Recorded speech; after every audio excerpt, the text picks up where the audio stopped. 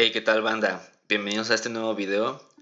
Como lo mencioné anteriormente, hoy hablaré sobre otro juego que está catalogado como uno de los juegos más oscuros de la saga Zelda. Efectivamente, hoy hablaré de The Legend of Zelda Majora's Mask. Pero antes de pasar a la historia, les tengo que recordar que todo lo que diga en este video es una teoría, buscando los más mínimos detalles para que todo tenga más sentido a la hora de estructurar la teoría.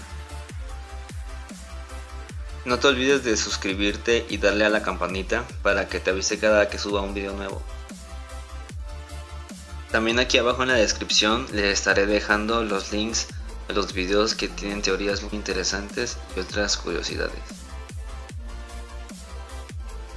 Comencemos. El mundo de Zelda está lleno de magia y fantasía. Son muchas las variantes que pueden desencadenar diversas reacciones, como la creación de multiversos al jugar con el tiempo, usando a la vez diversos objetos mágicos con personajes que poseen poderes sobrenaturales como la telepatía, la clarividencia, levitación o hasta invocar sus propios hechizos. Teniendo esto en cuenta, pasaremos a la parte donde el Link adulto derrota a Ganondorf. Este es aprisionado por los sabios en el reino sagrado, portando aún consigo el fragmento del poder, y así finalmente Zelda regresa a Link a su actual línea de tiempo. Pero algunas preguntas quedan al aire, las cuales son responsables de que aquí se dividan tres líneas temporales que ya todos los fanáticos del juego saben. Aquí es donde se implementa el experimento que algún día el ser humano en el campo de la física cuántica se imaginó poder realizar. Hablo del experimento del gato de Schrödinger, haciéndose la pregunta de que si el gato está vivo o muerto. Para los que no conocen el experimento teórico, por favor darle una leída. En base a lo anterior, nos hacemos la pregunta de qué sucede si Link muere. Aquí es donde se divide la primera línea del tiempo, dando el resultado de dos posibles eventos, Link derrotado y Link triunfando. Esta última da paso a la tercera línea temporal, donde triunfan, y eres transportado al pasado y así puedas disfrutar tu vida como un niño. En este video me enfocaré en los eventos que transcurren una vez Link es regresado al pasado. Este le cuenta todo a Zelda y al rey. Ganondorf es mandado a ser arrestado por traición al rey y la familia real, y luego es mandado a ser ejecutado al patíbulo del desierto, una prisión creada por la familia real. Así, con la ayuda de los sabios es ejecutado, pero Ganondorf no muere, solo se enfurece al poseer el fragmento del poder.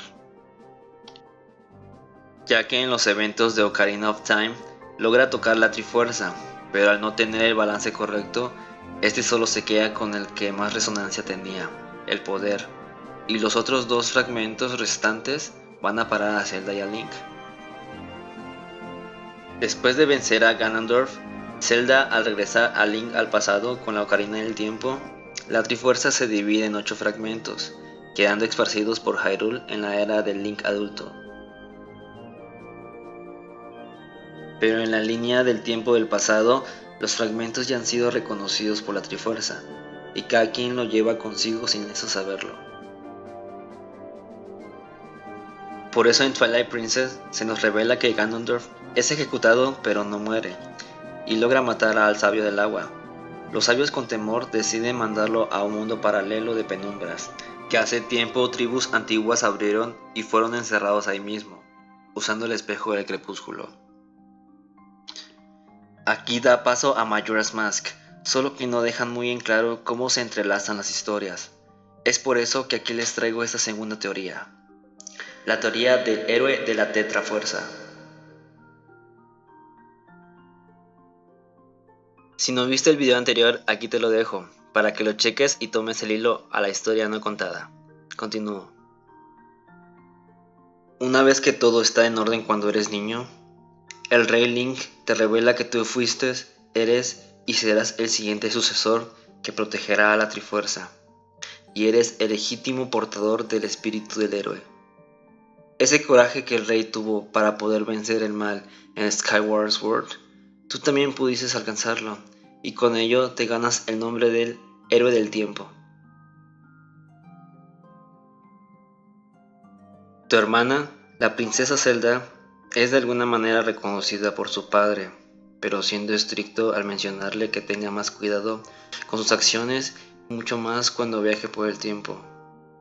Aunque al final pudieron resolverlo y por ello la princesa Zelda porta el fragmento de la sabiduría, y así se gana el nombre de la diosa del destino, pues ella es la protectora y sabia del templo del tiempo.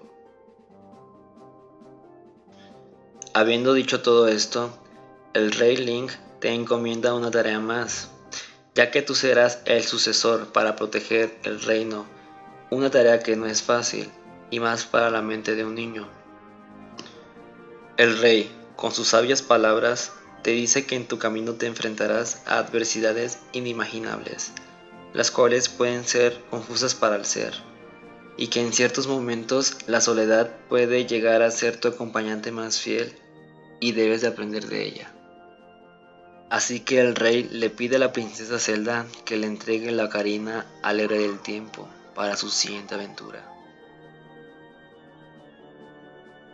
Aquí es donde vemos las escenas del juego donde Link cabalga con Epona en medio de un bosque denso y solitario, pues Link tiene esa misión de abrigarse a la soledad para aprender de ella, pues al ser un héroe, este puede llegar a sufrir pérdidas de seres queridos en batalla, y debe demostrar una vez más que es digno de portar el fragmento del coraje. Previo a estas escenas, en ese mismo bosque se encontraba el vendedor de máscaras dormido, pues decidió tomar una siesta de lo cansado que se encontraba de recorrer vendiendo sus preciosas máscaras por la región.